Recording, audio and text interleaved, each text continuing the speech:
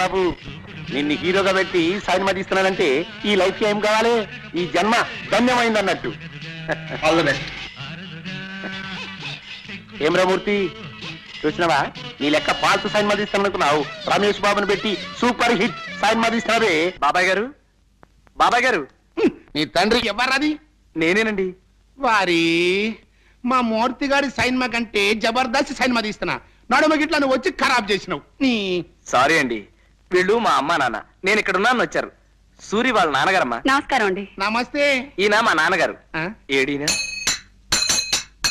వారి ఏంది అది? నువ్వు కచేరీలోకి ఇట్లా తాళం వేసేటోడివా? అదిగో అక్కడే పొరపాటు పడ్డారు తమరు. నేను గత జన్మలో ఏదో ఒక వాయిద్యం వాయించడంలో గొప్ప ప్రావీణ్యం కలవాడినని నా చిన్నతనంలో ఓ కోయిదరు చెప్పాడు.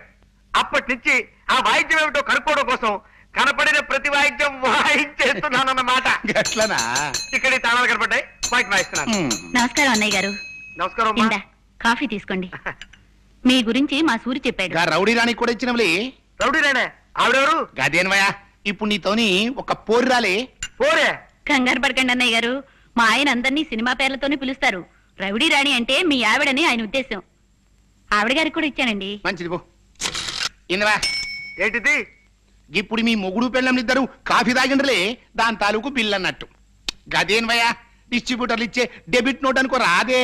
ఏమి రాదే? లేలే, నేను పైసలు తాన జరంత నిక్కచ్చిగా ఉంటానన్నట్టు. ఇదిగోండి, మేం మధ్యాహ్నం మీ ఇంట్లో భోజనాలు చెయ్యం. గదేంద్వయా, భోజనానికి 16 రూపాయల చొప్పున బిల్లు వస్తుందేమో అని భయం. తమరు డబ్బు దగ్గర చాలా నిక్కచ్చాడు మనిషి కదా. అవుమల్లా, నేను పైసలు తాన బరాబర్ ఖచ్చితంగా ఉంటా. ఏమిటండి ఏమన్నారు? డబ్బు దగ్గర ఖచ్చితంగా ఉంటానన్నా? అవుమల్లా.